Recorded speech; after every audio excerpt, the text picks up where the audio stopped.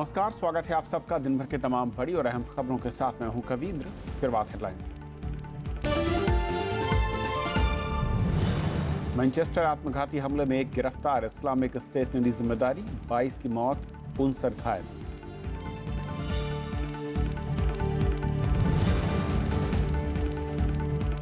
Nowshera sector में पाकिस्तान की कई चौकियां तबाह, आतंकियों को सीमा पार से मदद के बाद भारत की कार्रवाई।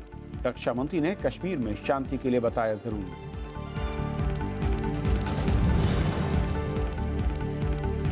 भारत में पहली बार अफ्रीकन विकास बैंक की सालाना बैठक, प्रधानमंत्री ने एशिया अफ्रीका विकास गलियारे का रखा प्रस्ताव, कहा अफ्रीकी देशों से मजबूत रिश्तों पर जोर।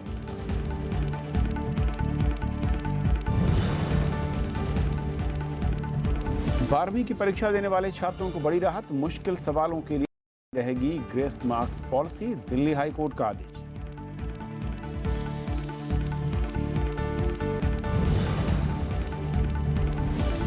पूर्व सांसद प्रभुनाथ सिंह को उम्र कैद, हजारीबाग कोर्ट का फैसला, विधायक अशोक सिंह हत्याकांड में साबित हुआ दोष। तो देखते हैं पहली खबर।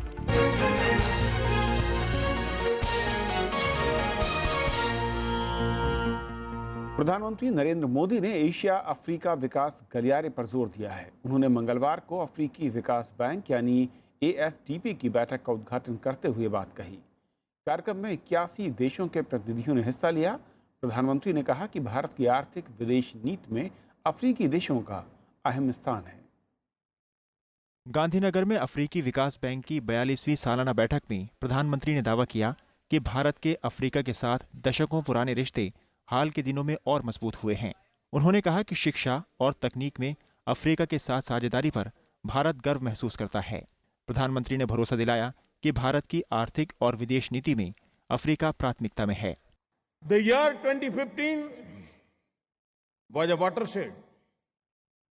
The third India-Africa summit held that year was attended by all 54 African countries having diplomatic relations. प्रधानमंत्री ने कहा कि भारत और अफ्रीकी देशों की समस्याएं एक जैसी हैं और भारत की अफ्रीकी देशों की जरूरतों के प्रति जवाबदेही भी है। प्रधानमंत्री ने आगे कहा कि हर परेशानी में भारत अफ्रीकी देशों के साथ खड़ा रहेगा।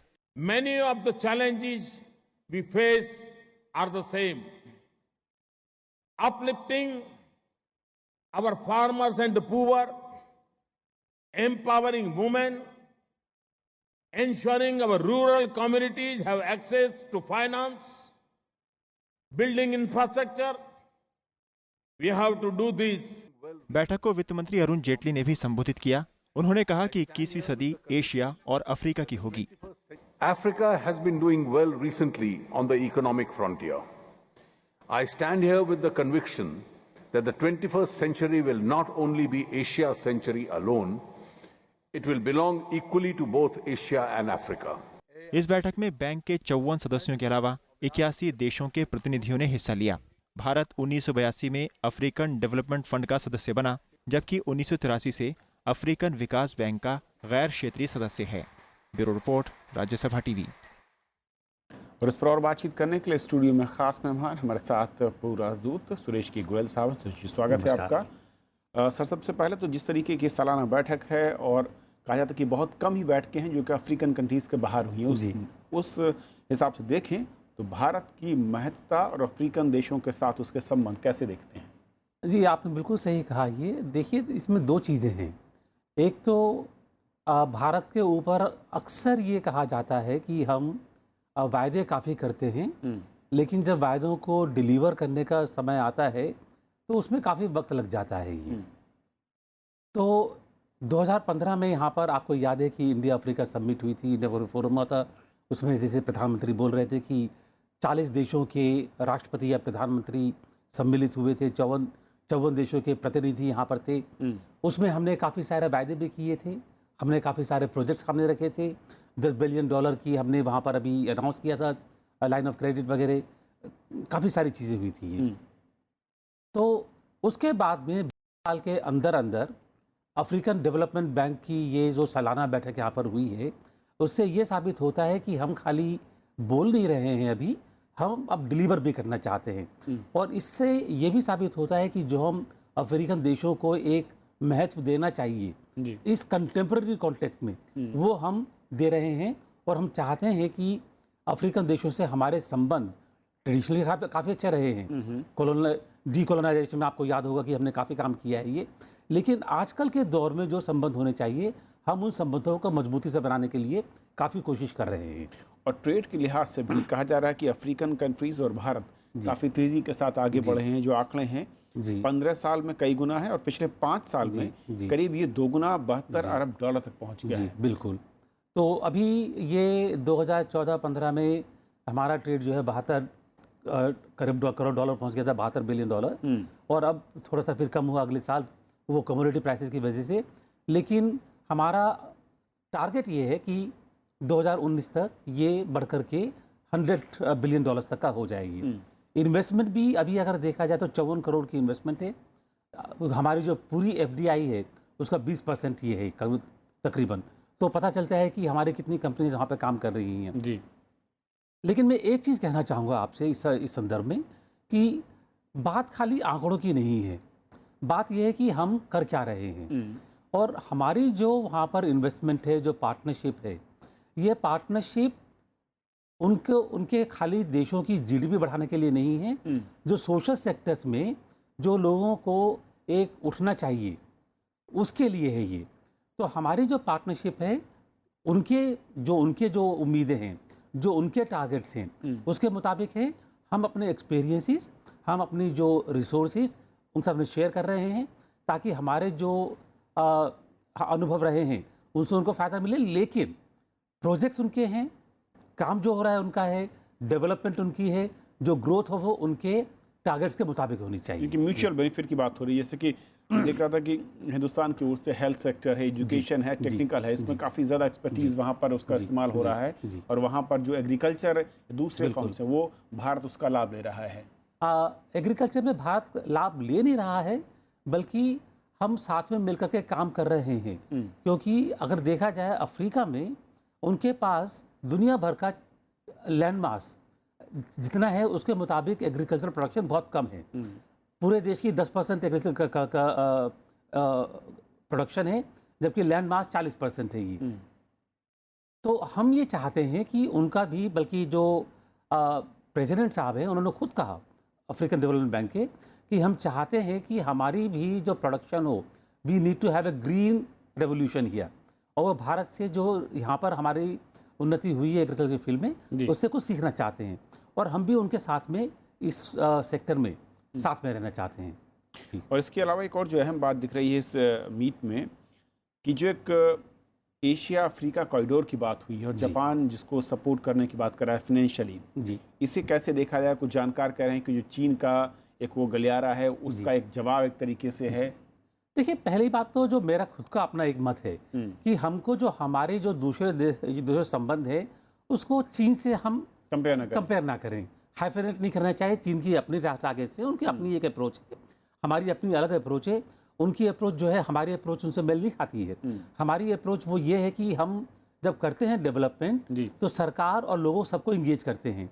हमारे वहाँ पर मदद का मकसद खाली ये नहीं है कि हमको फ़ायदा हो, उसका मकसद ये होता है कि वहाँ के लोगों को फ़ायदा हो, उनकी इनकम बढ़े, उनकी बाइंग कैपेसिटी बढ़े, ताकि उनका भी लिविंग स्टैंडर्ड बढ़े। जी। तो हमारा पार्टिसिपेशन बहुत फ़र्क है ये। तो मैं चाइना की बात नहीं करूँगा। इतना ज़रूर है कि पहले जैसे हम लोग अलग थलग से रहते थे, अब हमारा ये है कि हमारा एक कनेक्टिविटी, जो कनेक्शन बनने चाहिए वो बनने शुरू हो रहे हैं। और हम चाहते हैं कि हमारे ख़ास तौर पर अफ्रीकन कॉन्टिनेंट में कनेक्शंस मजबूत रहें, ताकि एक जो म्यूचुअल डिपेंडेंस बननी चाहिए वो बनी रहे हम दोनों के लाभ के लिए। और ये जो कॉरिडोर है ये कितना महत्वपूर्ण फ्यूचर में नजर आने वाला है? बहुत ज़्यादा। इसका जो डेवलपमेंट मॉडल, जहाँ तक मैं समझता हूँ, मैंने अभी पढ़ा नहीं इसके बारे में, लेकिन जो मालूम चला है वो ये है कि अफ्रीकन का जो 5S जो बैंक के टारगेट्स रहे हैं, इसमें अफ्रीकन इंटीग्रेशन एक टारगेट है, इम्प्रूवमेंट ऑफ लिविंग स्टैंडर्ड्स एक टारगेट है, power and light up Africa एक टारगेट है, एग्रीकल्चर एक टारगेट है, इस तरह के पांच टारगेट उनके पास। इंडस्ट्रियलाइजेशन वो टारगेट है। तो इन सब चीज़ों को इकट्ठा करके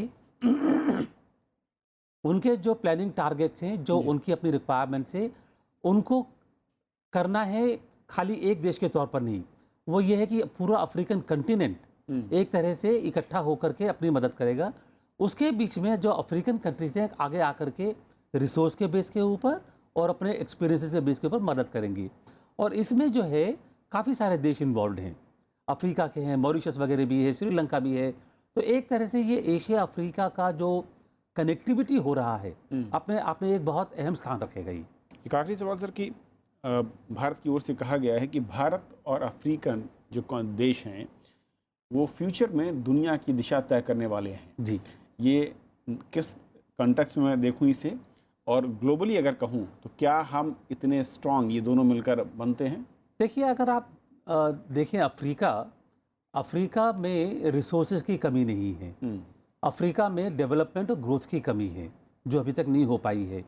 अगर उनको एक सही डायरेक्शन मिल जाए, रिसोर्सेज मिल जाए, जो कैपिटल वगैरह चाहिए डेवलप करने के लिए, एक प्लानिंग का मॉडल मिल जाए कि किस तरह से लोगों को डेवलप करना है, तो अफ्रीका जो है अपने रिसोर्सेज के बल पर सबसे कहेगा अमीर या सबसे रिसोर्स डेवलप्ड कॉन्टिनेंट बन सकता है। अभी हम कह रहे हैं कि अभी एशिया की डेवलपमेंट हो रही है। Asia has become a growth story, India, south east India, east Asia etcetera. तो अगर हम इतना ग्रो कर रहे हैं 7%, मोर देन 7%, और अफ्रीका ग्रो करेगा और उससे तकरीबन 6.5-7% जो भी है, तो आप देख सकते हैं कि दोनों की इकोनॉमीज मिलकर के संसार में, वर्ल्ड में सबसे ऊपर होंगी। सबसे ऊपर होंगी जी। बहुत बहुत शुक्रिया सर इस पूरे मसले पर हमारे साथ जुड़ने के लिए आपका। ये थी पहली खबर। छोटा सा ब्रेक और ब्रेक के उस पार दिन भर की दूसरी बड़ी खबर।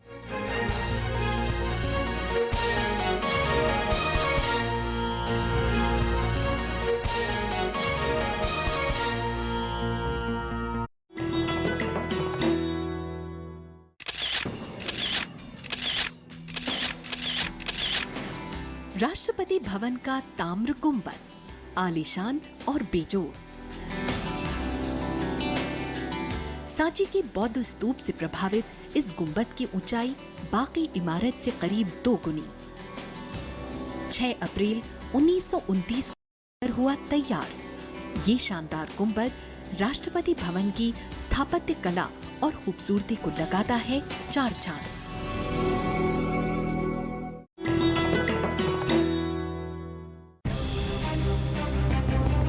सुप्रीम कोर्ट में मुस्लिम पर्सनल लॉ बोर्ड का हलफनामा। 3 तलाक से गुरेज करने को कहेगा बोर्ड। पर्सनल लॉ बोर्ड में आखिर क्यों आई तब्दीली? देखिए देश देशांतर रात 8:30 बजे सिर्फ राज्यसभा टीवी पर।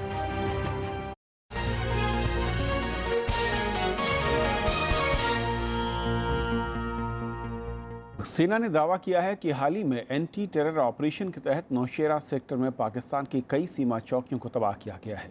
सेना ने इसका एक वीडियो भी जारी किया है।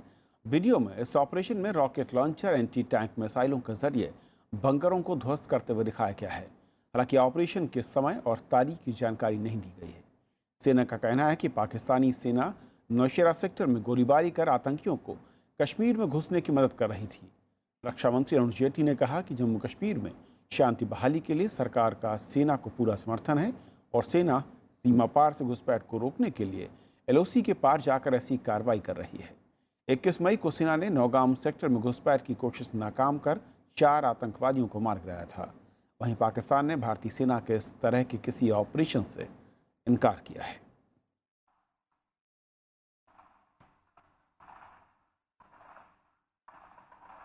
हमारे हाल ही की कार्रवाई में जो कि नौशेरा सेक्टर में हुआ है, उसमें पाकिस्तान पोस्ट को नुकसान पहुंचाया गया है और जो इन्फिल्ट्रेशन में सपोर्ट करते हैं, ये हमारे काउंटर टेररिज्म स्ट्रेटजी का एक हिस्सा है। टेररिज्म स्ट्रेटजी के अंतर्गत हम यह यकीन करते हैं कि इन्फिल्ट्रेशन को बंद करें और ऐसा करने के लिए हम LC को समय समय पर डोमिनेट करते रहते हैं। भारत और जर्मनी चीन के बेल्ट और रोड के खिलाफ अब साथ मिलकर रणनीति बनाएंगे। जर्मनी का कहना है कि बेल्ट और रोड परियोजना चीन केंद्रित है और इसमें शामिल होने का कोई मतलब नहीं। जर्मनी का यह कदम भारत और यूरोपीय संघ के बीच मुक्त व्यापार के रास्ते खोल सकता है। भारत की तरह जर्मनी ने भी बेल्ट और रोड परियोजना को लेकर चिंता जाहिर की है। हालांकि जर्मनी और यूरोपीय संघ ने हाल में बीजिंग में हुए सम्मेलन में अपने प्रतिनिधि भेजे थे। इसके बावजूद जर्मनी ने चीन के साथ कोई समझौता नहीं किया है। इस बीच भारत में जर्मनी के राजदूत ने कहा है कि यह परियोजना सिर्फ चीन के हितों को पूरा करती है। OBOR is a top-down government approach for a Sino-centered trading system. It's not a free trade agreement. It's a trading enhancing system. That's an initiative of one country. The European countries have participated, but have not signed up to the trade declaration of OBOR. They had their hesitations to do so. प्रधानमंत्री नरेंद्र मोदी की मई के अंत में Berlin में German chancellor Merkel से मुलाकात होनी है। इस बैठक में OBOR एक अहम मुद्दा हो सकता है। इस दौरान जोर इस बात पर रहेगा कि भारत और यूरोपीय संघ के बीच मुक्त व्यापार संधि को किस तरह जल्द से जल्द पूरा किया जाए। We stand side by side with India in fighting terrorism. We have, of course, what the German intelligence I cannot reveal to you. But yes, we do share intelligence with the Indian government as we do within Europe. We and our ministers of interior devise strategies how to combat terrorism. आतंकवाद के मसले पर भी Germany Bharat के साथ है। दोनों देश संयुक्त राष्ट्र में सुधार पर भी साथ मिलकर काम कर रहे हैं। Akhilesh Suman, Rajya Sabha TV. Delhi high court ने आज 12वीं की परीक्षा देने वाले छात्रों को एक बड़ी राहत दी है। कोर्ट ने CBSE से कहा है कि छात्रों को ग्रेस मार्क्स देने संबंधी नीति जारी रखे। बोर्ड ने पिछले साल परीक्षा फॉर्म भरने के बाद इस नीति को खत्म कर दिया था। इस बारे में दायर की गई जनहित याचिका पर कोर्ट ने यह अंतरिम आदेश दिया है। याचिका में कहा गया था कि इससे उन छात्रों को खासी परेशानी हो सकती है जिन्होंने विदेश में पढ़ाई के लिए आवेदन कर रखा है। कल सुनवाई के दौरान कोर्ट ने CBSE के फैसले को अनुचित और गैर जिम्मेदाराना करार दिया था। अदालत ने कहा कि बोर्ड अपनी नई नीति को अगले शैक्षणिक सत्र से क्यों नहीं लागू करता है।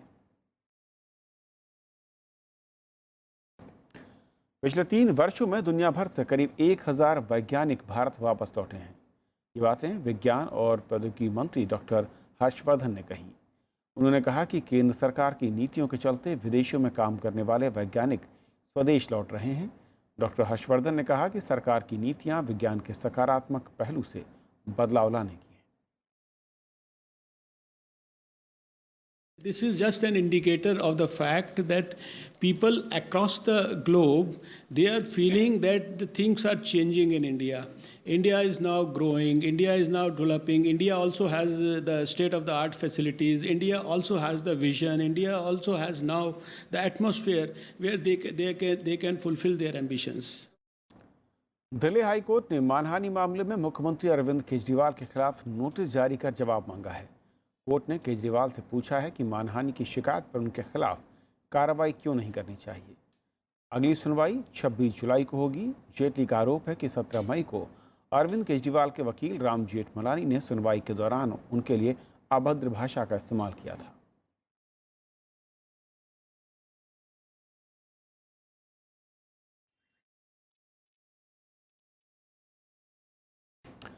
हजारीबाग कोर्ट ने आज पूर्व विधायक अशोक सिंह की हत्या के मामले में सजा का ऐलान किया, जिसमें RJD नेता और पूर्व सांसद प्रभुनाथ सिंह को उम्र कैद की सजा और जुर्माना लगाया गया। इसके साथ ही उनके 2 भाइयों दीनानाथ सिंह और रितेश सिंह को आजीवन कारावास की सजा सुनाई गई। कोर्ट ने विभिन्न धाराओं के तहत उन्हें अलग अलग सजा सुनाई जो साथ साथ चलेंगी। मशरक सीट से प्रभुनाथ सिंह को हराकर विधायक बने अशोक सिंह के 3 जुलाई 1995 को पटना में उनके सरकारी निवास पर हत्या कर दी गई थी। आज न्यायालय में जो वीडियो कॉन्फ्रेंसिंग हुआ उसमें PN सिंह और DN सिंह, प्रभुनाथ सिंह और दीनानाथ सिंह और रितेश सिंह पे, तो प्रभुनाथ सिंह और दीनानाथ सिंह पे लाइफ इम्प्रिजमेंट हुआ और रितेश सिंह को भी हुआ, जिसमें 302 में 302/120B जिसमें SI फॉर 5 ईयर, अगर वो 40,000 का पेमेंट नहीं करते हैं तो। कोयला खदान आवंटन से जुड़े मामले में उद्योगपति नवीन जिंदल समेत कई आरोपियों को अभियुक्त के तौर पर बुलाया गया है। ये मामला मध्य प्रदेश में कोयला खदान आवंटन से जुड़ा हुआ है। सभी आरोपियों को 4 सितंबर को विशेष CBI जज के सामने पेश होना होगा। अन्य अभियुक्तों में Jindal steel and power limited company के पूर्व उप निदेशक आनंद गोयल और CEO विक्रांत गुजराल शामिल हैं।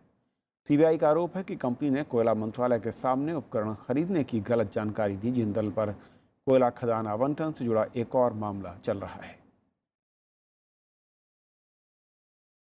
ईडी ने चार्टर्ड अकाउंटेंट राजेश अग्रवाल को 8,000 करोड़ रुपए के मनी लॉन्ड्रिंग रैकेट मामले में गिरफ्तार किया है। कोर्ट ने उसे 3 दिन की ईडी की हिरासत में भेजा है। इस मामले में दिल्ली के 2 भाई वीरेंद्र और सुरेंद्र जैन भी शामिल हैं। अग्रवाल के कथित तौर पर कई हाई प्रोफाइल लोगों को मनी लॉन्ड्रिंग में मदद के आरोप हैं, जिसमें RJD प्रमुख लालू प्रसाद के परिवार के खिलाफ 1,000 करोड़ के जमीन मामले में आयकर विभाग की जांच भी शामिल है। निदेशालय ने बीते सप्ताह जैन बंधुओं के खिलाफ भी आरोप पत्र दायर किया था। निदेशालय ने इस मामले में 90 शेल कंपनियों की पहचान की है।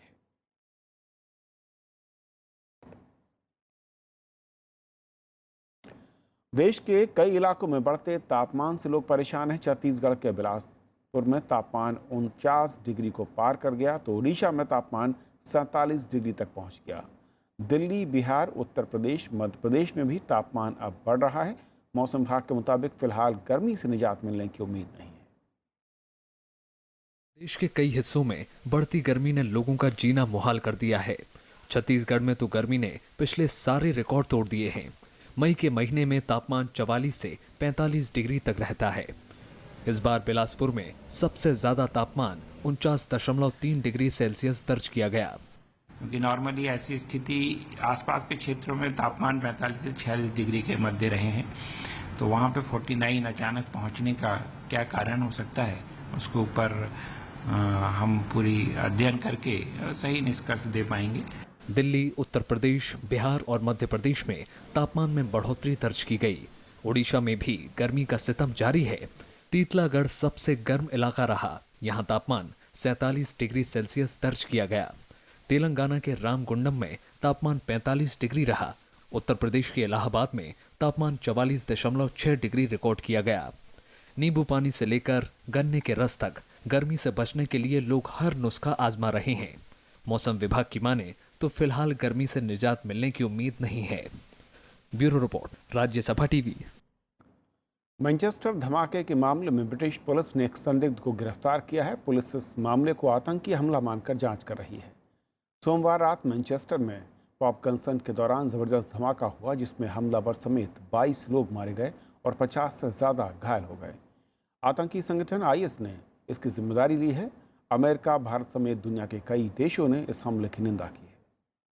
ब्रिटिश पुलिस ने मैनचेस्टर अरीना में पॉप कॉन्सर्ट के दौरान हुए धमाके की जांच शुरू कर दी है। पुलिस के मुताबिक यह आत्मघाती हमला है और हमलावर की भी इस धमाके में मौत हो गई। जांच की जा रही है कि हमलावर ने इसकी योजना बनाई या वो किसी आतंकवादी नेटवर्क का हिस्सा था। This is a complex and wide-ranging investigation. Our priority is to work with the National Counter-Terrorist Policing Network and UK intelligence services to establish more details about the individual who carried out this attack. Britain की प्रधानमंत्री Teresa मे ने आतंकी हमले की निंदा की है। उन्होंने आपातकालीन कोबरा बैठक बुलाई है। आम चुनाव से 2 हफ्ते पहले हुए इस धमाके को देखते हुए सभी बड़े राजनीतिक दलों ने चुनाव अभियान रद्द कर दिया है। The police and security services believe they know the identity of the perpetrator, but at this stage of their investigations, we cannot confirm his name. Bharat, America, यूरोपीय यूनियन और नाटो समेत कई देशों ने हमले की निंदा की है। We stand in absolute solidarity with the people of the United Kingdom. So many young, beautiful, innocent people living and enjoying their lives murdered by evil losers. Je suis père, j'ai 2 filles adolescentes. On écoute chez moi Ariana Grande et on voit bien comment le mal peut frapper à nos portes. Et Manchester, ce sont aussi nos portes. Oui, je crois qu'il faut faire plus parce que de toute façon, les terroristes savent s'adapter aux situations. I would like to start by expressing my personal condolences and on the name of the European Union institutions to all the loved ones of the victims of the terrorist attack in Manchester. And to extend our condolences also to all the citizens of the United Kingdom and the Prime Minister, all the authorities of the country. Manchester में हुए आतंकी हमले के बाद London में भारतीय उच्चायुक्त ने भारतीयों की मदद के लिए हेल्पलाइनें शुरू की हैं। हालांकि अभी तक किसी भारतीय के हताहत होने की खबर नहीं है। मैनचेस्टर में सोमवार रात अमेरिकी पॉप स्टार एरियाना ग्रांडे का पॉप कॉन्सर्ट था। इसमें भीड़भाड़ के बीच आत्मघाती हमलावर ने धमाका किया। हमले में 22 लोगों की मौत हो गई और 50 से ज्यादा लोग घायल हो गए थे। Bureau report, Rajya Sabha TV. दक्षिण कोरिया के पूर्व राष्ट्रपति पाक गुनहे के खिलाफ भ्रष्टाचार के मामले में सुनवाई शुरू हो गई है। गुनहे पर रिश्वतखोरी और गोपनीय जानकारियां लीक करने का आरोप है। आरोप साबित होने पर उन्हें उम्र कैद हो सकती है। पुलिस जब पाक को अदालत में लेकर आई तो उनके हाथों में हथकड़ी लगी थी। पाक को भ्रष्टाचार के आरोपों के चलते सत्ता से हटाया गया और जेल भेजा गया। पाक ने जज के सामने अपने ऊपर लगे सभी आरोपों को नकारा है। इस बुलेटिन में इतना ही। नमस्कार।